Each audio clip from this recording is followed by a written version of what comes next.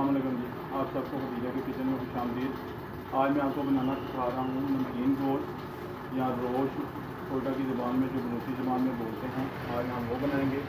इसके लिए जो चीज़ें हमें चाहिए, सबसे पहले 3 किलो के नज़दीक आपको गोश्त चाहिए, बड़ा गोश्त है। उसके अलावा 1 किलो आलू हैं। उसके अलावा 3 प्याज हैं, 12 से 15 हरी मिर्चें हैं। उसको आपने साबुत ही रखना है, उनको काटना नहीं है। लहसुन का एक गुड्डी है और अदरक है और लेमन का सिरका है। ये चीज़ें आपको चाहिए। अब इसको किस तरतीब से इस्तेमाल करना है वो आपको मैं बताता हूँ। ये बड़ी ही मज़ेदार डिश है, बड़ी आसानी से बन जाती है, ज़्यादा टाइम नहीं लगता इसके ऊपर। आपने इसको गौर से देखना है। बिस्मिल्लाहिर्रहमानिर्रहीम। आपने देचके को चूल्हे के ऊपर रख के सबसे पहले नीचे आलू रखने हैं।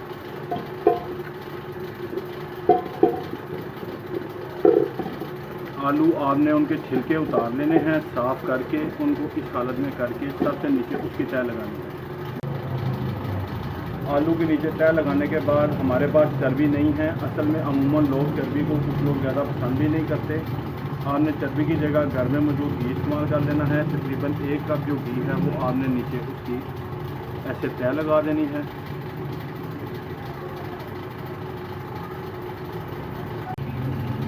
घी डालने के बाद अब उसके ऊपर आपने एक तह जो है वो गोश्त की ऐसे लगा देनी है।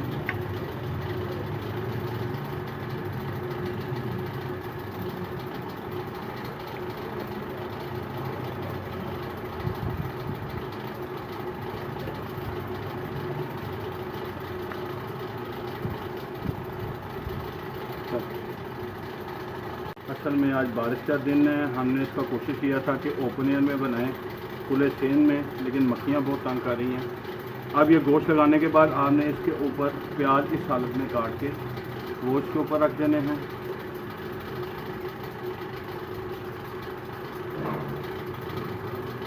उसके ऊपर आपने लहसुन डाल देना है।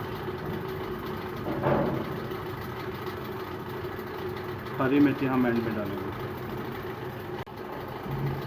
और लहसुन डालने के बाद जो बाकी का हमारा गोश्त था वो हम उसके ऊपर तह लगा देंगे।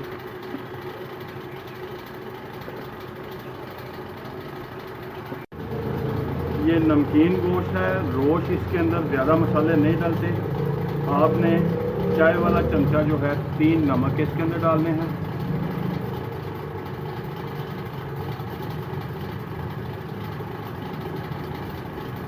गोश्त का अपना जायका इसके अंदर आएगा।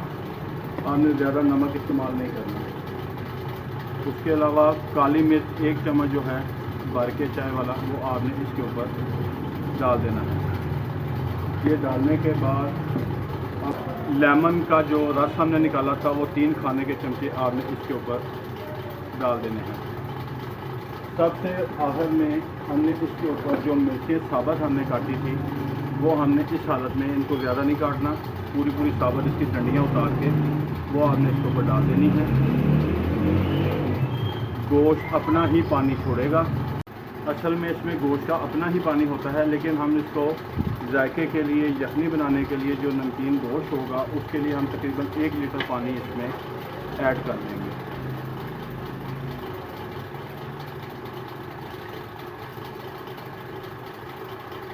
अब सबसे एंड पे इसके ऊपर किनारों के ऊपर हम ऐसे इसको आटे को लगा देंगे।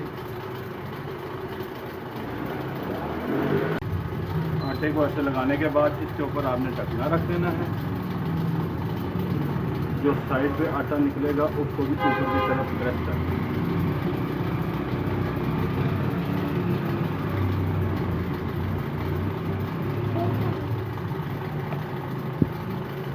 देचके को ऐसे आटे के साथ आपने सील करके और नीचे आपने 5 मिनट के लिए तेज़ आग जलानी है। बाद में आग को, फ्लेम को बिल्कुल हल्का कर देना है दम वाली आग के ऊपर। और ये तकरीबन हमारा इंशाल्लाह ताला 3 से 3.5 घंटे में हमारा नमकीन गोश्त तैयार होगा।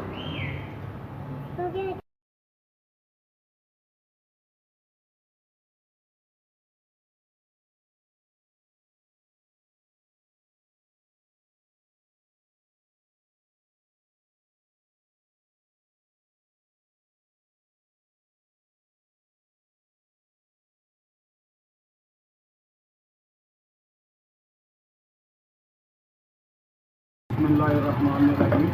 3 घंटे हो चुके हैं माशाल्लाह। हम इसका दम खोल के देखते हैं।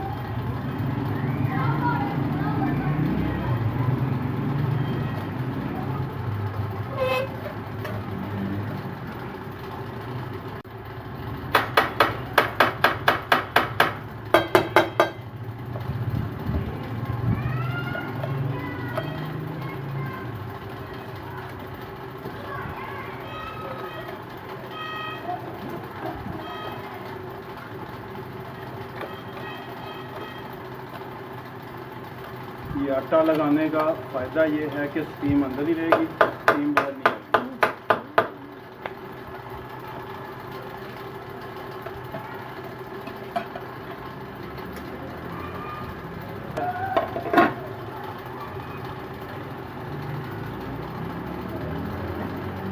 ज़बरदस्त किस्म की शक्ल बनी है इसकी।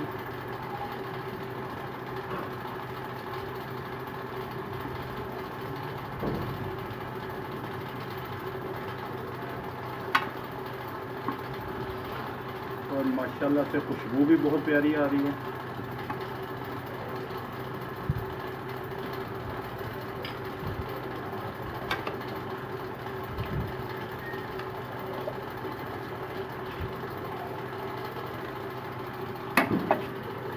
ये इसको मैं बाउल में निकाल के आपको दिखाता हूँ।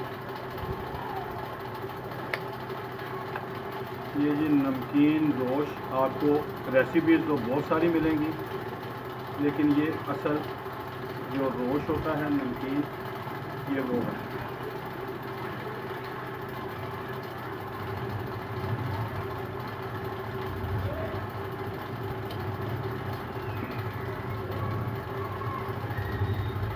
आलू भी बड़ा ज़बरदस्त गल चुका है। अच्छा जी, मेहरबानी जी, अल्लाह हाफ़िज़। आपको अगर हमारी रेसिपी पसंद आए तो बराए मेहरबानी इसको लाइक करें, शेयर करें और हमारे चैनल को सब्सक्राइब करते जाएं। बड़ी मेहरबानी जी, अल्लाह हाफ़िज़।